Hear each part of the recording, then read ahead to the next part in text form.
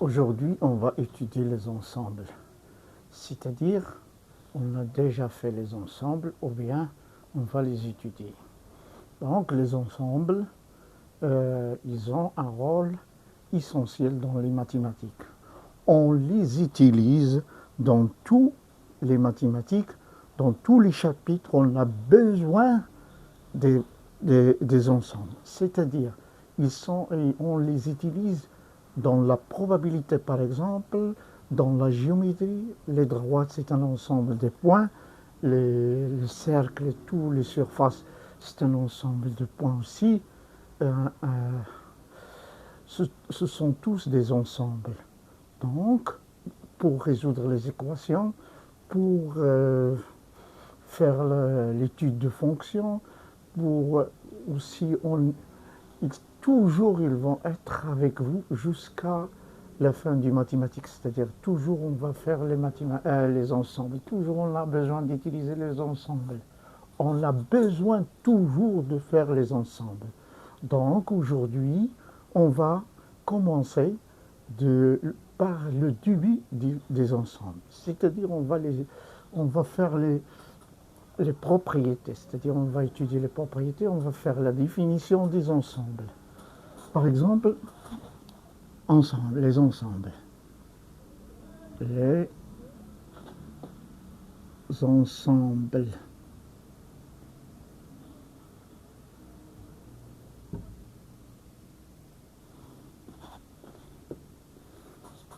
On a deux sortes d'ensembles. Il y a des ensembles illimités, il y a d'autres sont limités.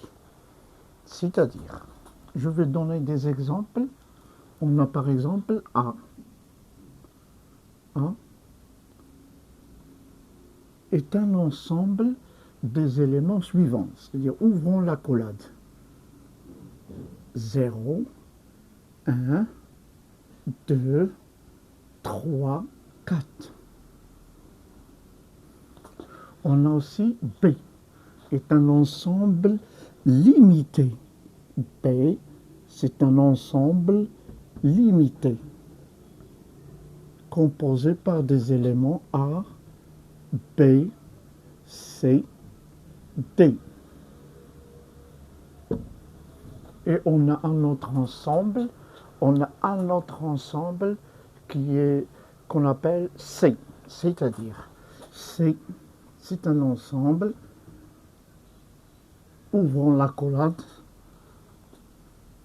A, B, C, D et 0, 1, 2, 3.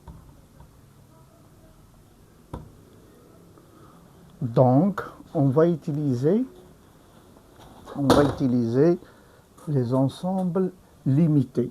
On a choisi les ensembles limités comme un exemple pour étudier toutes les propriétés des ensembles. C'est-à-dire, on a vu les éléments, on a vu leur appartenance, les symboles des appartenances. On va faire un petit rappel. 0 appartient à A.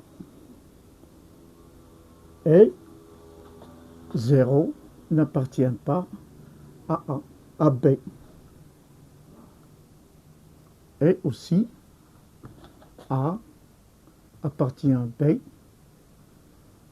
mais A n'appartient pas à A, à l'ensemble A.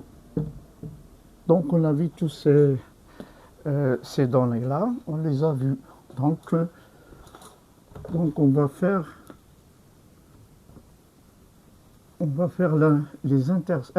l'inclusion. Qu'est-ce que ça veut dire l'inclusion? Donc cette partie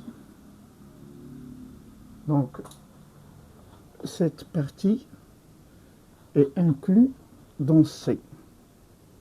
On ne peut pas dire appartient, on dit inclus dans C. Donc on a B puisque c'est un ensemble, c'est pas un élément, c'est un ensemble composé de A, B, C, D, composé par des éléments A, B, C et D, est inclus par l'ensemble, on dit inclus, P est inclus dans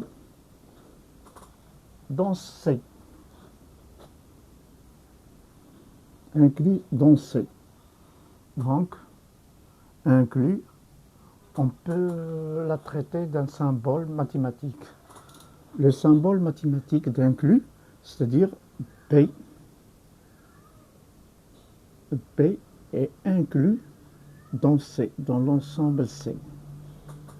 Mais on ne peut pas dire P appartient à C. Non. Pour les ensembles, ne se dit pas, ne se fait pas. C'est-à-dire, ne se fait pas.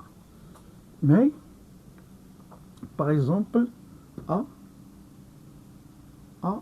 est inclus dans C.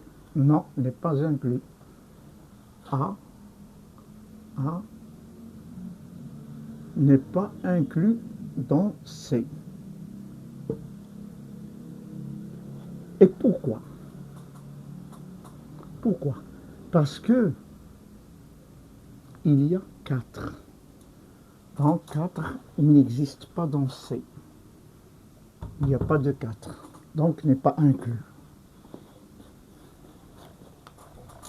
Donc, il n'est pas inclus.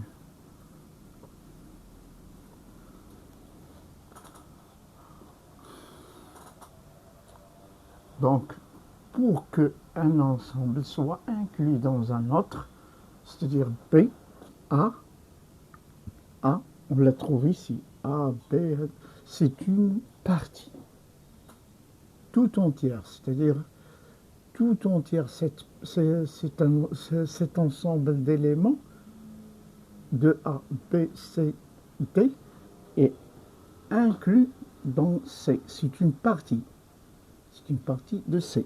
C'est-à-dire P est une partie de C, de l'ensemble C. P est un sous-ensemble de C.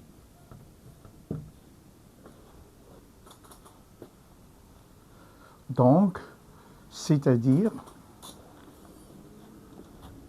cela veut dire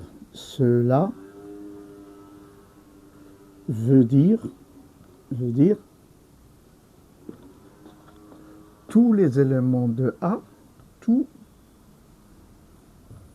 les éléments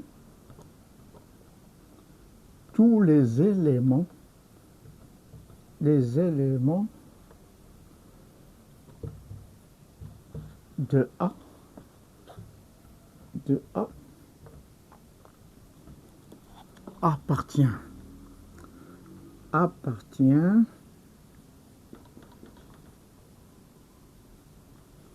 appartient à C. Et voilà. Donc, A appartenant à A. Donc, appartenant à B, pardon. Donc, A, B, C, D, ce sont des éléments de P appartenant à C. Donc, ce sont des éléments les éléments de P sont les éléments de C, c'est-à-dire une partie de C.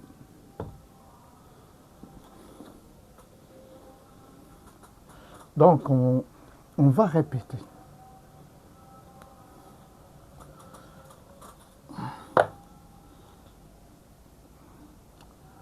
Donc, on a une partie mais l'ensemble ne constitue pas, l'ensemble A ne constitue pas une partie qui est existante. Donc il lui manque 4. Donc A n'est pas inclus, qu'on l'a fait si A n'est pas inclus dans C, mais P inclus dans C. On a fait ça.